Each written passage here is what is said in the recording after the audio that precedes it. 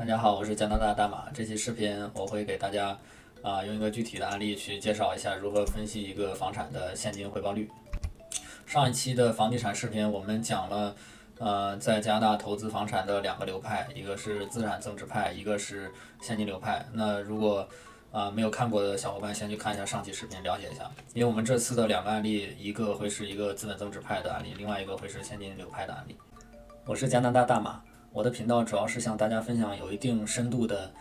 加拿大的房产、股市，还有贷款、保险、理财等等方面的一些投资知识，也包括一些个人自我成长的一些经验总结。如果你有兴趣的话，请一定要记得订阅我的频道，并且打开右边的小铃铛，这样你就不会错过在加拿大有用的投资知识了。那我们赶快开始吧。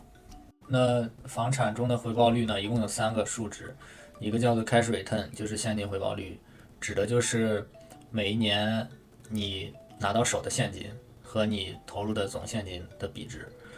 第二个数据叫做 cap return， 就是你的 capital gain 每年的增长和你投入的现金的比值。第三个叫 investment return， 这是一个综合投资回报，就是考虑上前面这两个 return 以及一些别的因素，算出来你每年总体的回报是多少。这是第三个数据。那么我们可以看一下这一套房子是一个例子。那么买入价的话是45万，然后是在2020年买入的，它是一个公寓，所以有这个 condo fee。然后2年以后，也就是到现在，它的市场价值大概是60万。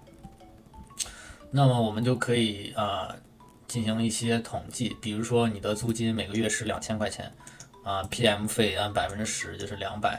然后你的贷款的每月月供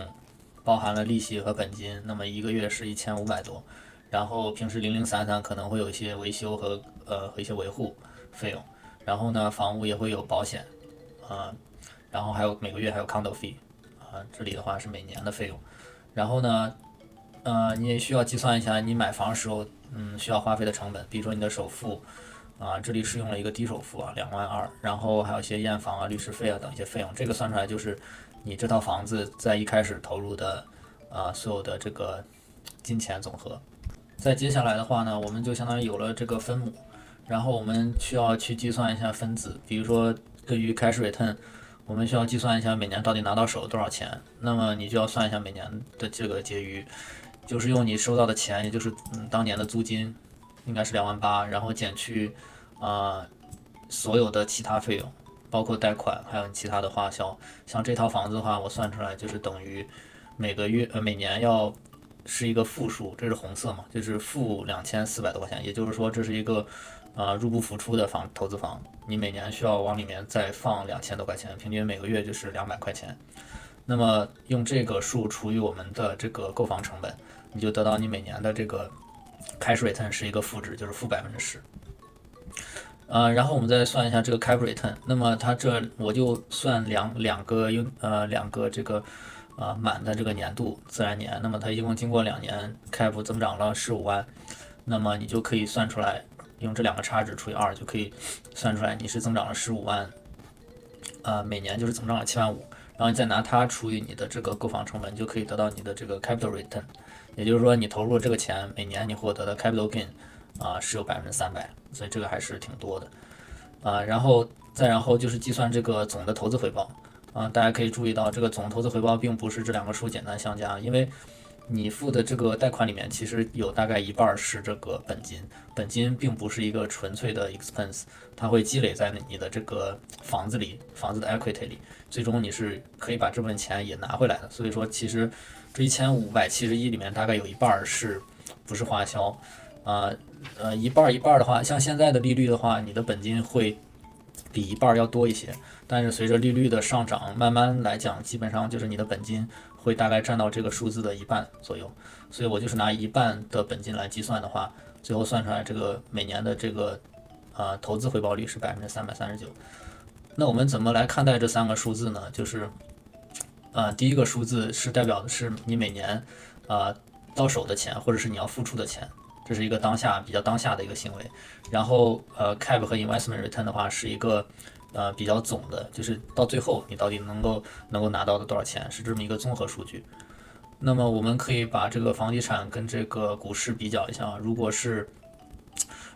标普500，美国的标普500的话，它平均每年的 return 是13%，你可以感觉到和这个数据差很多。这是因为我用的这个首付是比较低的啊，所以大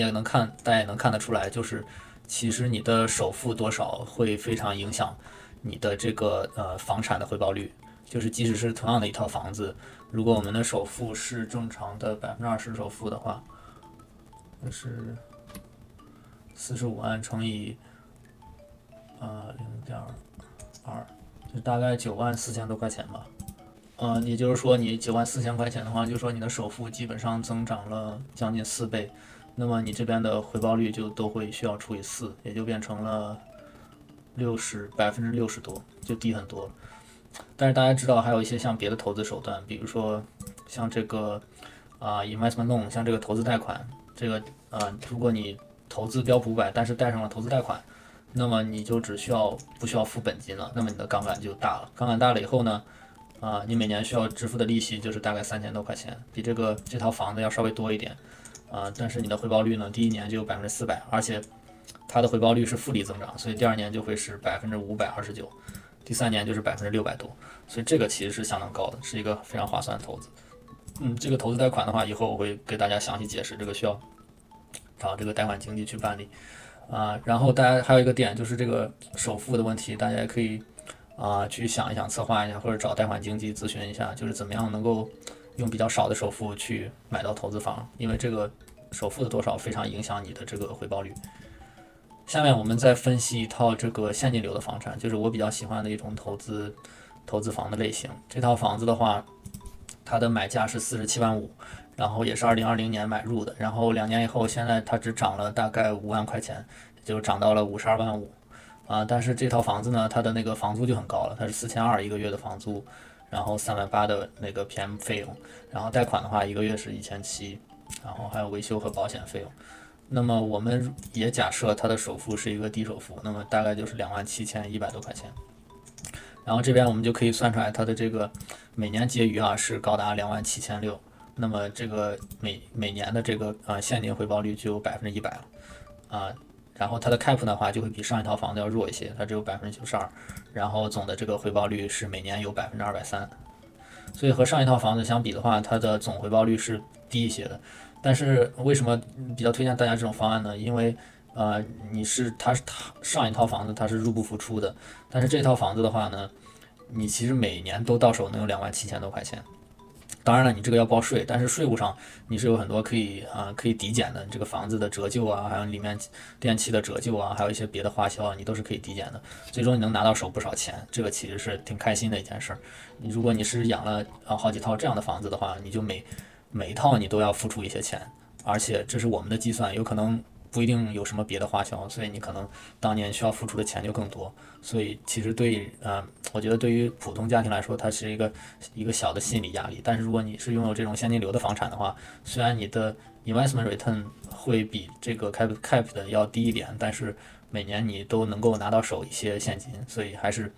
心理上会非常好，它会激励你去持续的往下进行投资。而且一般像这种现金流的房产，它其实我现在看来它其实也是有 capital gain 的，但是它的 capital gain 呢不是非常的均匀，它有可能在某一些年里面会去补涨，它补涨以后，它这个总的投资回报其实基本上就 match 了这个增值派了，所以其实你没有少赚钱，而且呢每年你还能够拿到手这个不少现金。那可能也会有朋友问，这个投资贷款这个回报率这么高，它有什么不好的地方？那就是说，相比房产来讲，它不够稳定，因为股市它是有波动的，它不像房子，基本上你每年都是能够比较符合这个预期的这种股市投资的话，它可能哪一年就跌很多，比如说今年年初标普500就一直是往下跌的趋势。虽然现在也差不多涨回来了，但是它总是有波动，所以它并不能保证你每年都能有这个同样数字的这个增长再一个呢，就是这种投资你也是要往里去入不敷出的去付钱的，而且你看它会比这个房子付的钱要多一些，所以说也是要看每个人的具体情况适不适合去做这种投资。那今天就是通过这2个案例给大家具体的去分析了一下